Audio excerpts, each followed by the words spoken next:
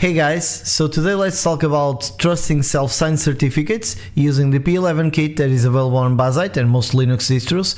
We will talk about how to download the certificate using the browser or the command line, add it to the proper place and update system-wide certificates, and how this will affect Flatpak applications as well. So let's dive into it. So let's begin by going into the browser and testing this through the browser. So one website you can use to test certificates is badssl.com. We are going to use the self-signed certificate here.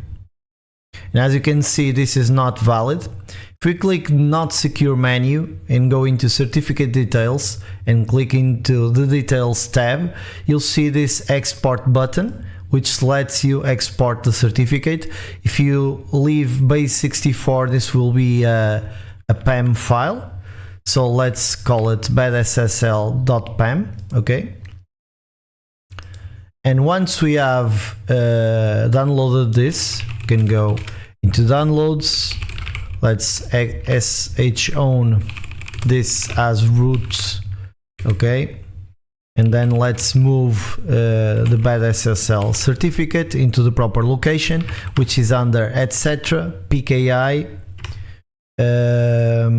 ca trust source anchors, okay?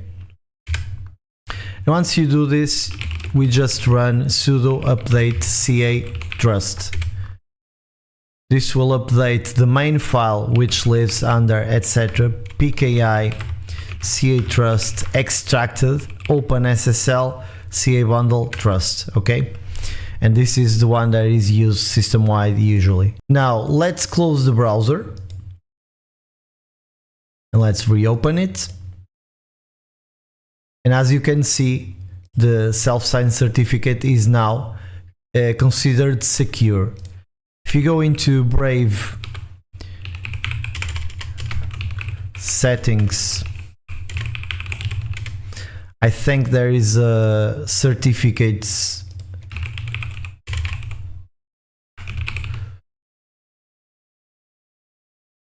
manage certificates, and you'll see the imported certificates are living here, and you can find the badssl one over here, okay?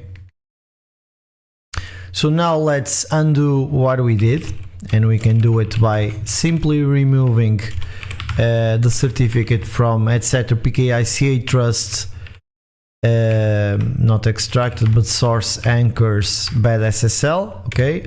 Let's delete this, and now let's run update ca trust again.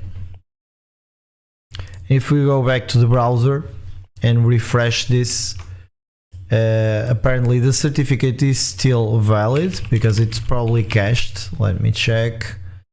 Let's go again. Okay, it's cached, so let's just close the browser and reopen. This should be enough. Let's go back to badssl and self-signed. As you can see, it's back to not secured. And now let me show you the other approach that we can use. So another way you can download the certificate is using the command line with the openssl command. So we can use sclient and connect to self-signed badssl.com port 443 for HTTPS, and we just run show certs. This will expect standard input, as you can see here. So let's just send it dev null, okay? But we need this in the PAM format, so let's convert with x509 out form PAM. As you can see, we have the certificate in PAM format, and then we can simply append to etc pki ca trust source anchors, and let's call it badssl.pam, okay? And the file should be on pka under source anchors, as you can see. And now we do what we did before, update ca trust, okay? And then if we go back to Brave, let's restart Brave. As you can see, the certificate is now considered valid.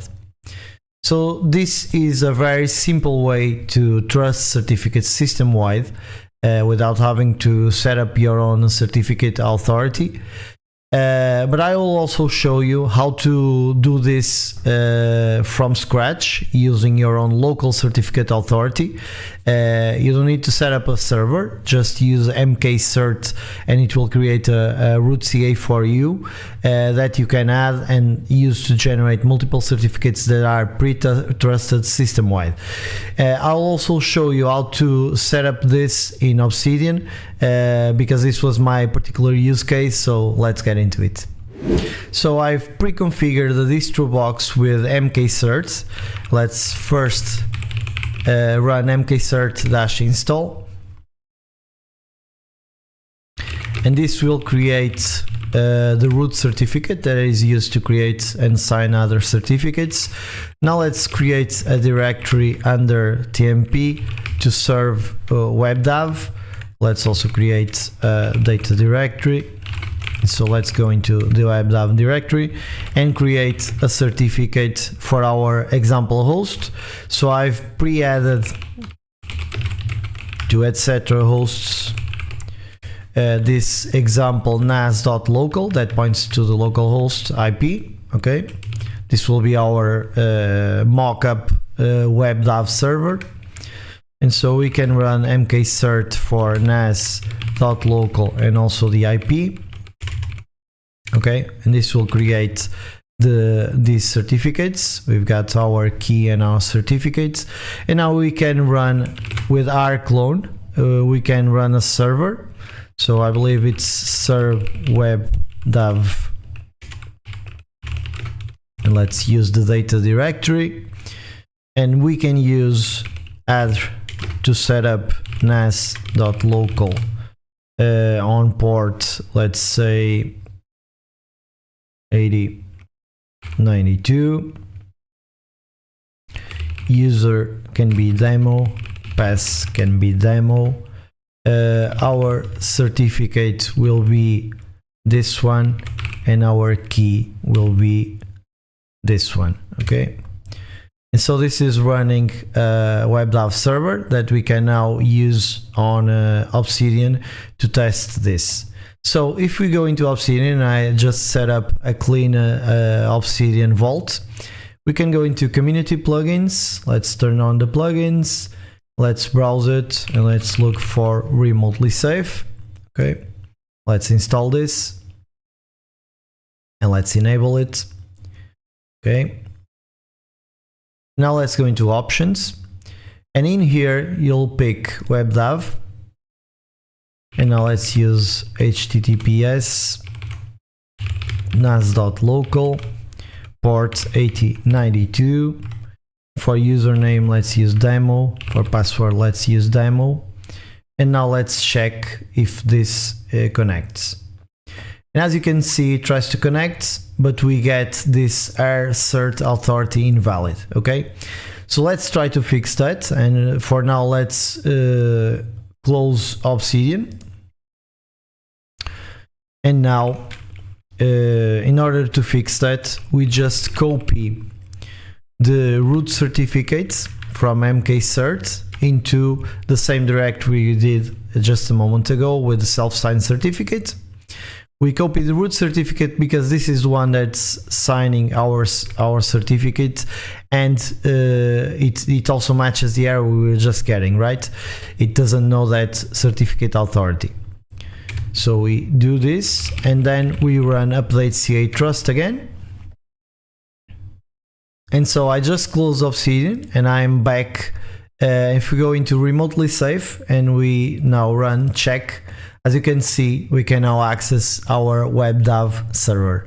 And so if you are having trouble with your Flatpaks not being able to access your own NAS with WebDAV or some other service that's using a self-signed certificate, you can implement a workaround using this approach. So I hope this was useful to you. I'm trying to make shorter videos that are more focused, so let me know if you like this format better than my longer videos.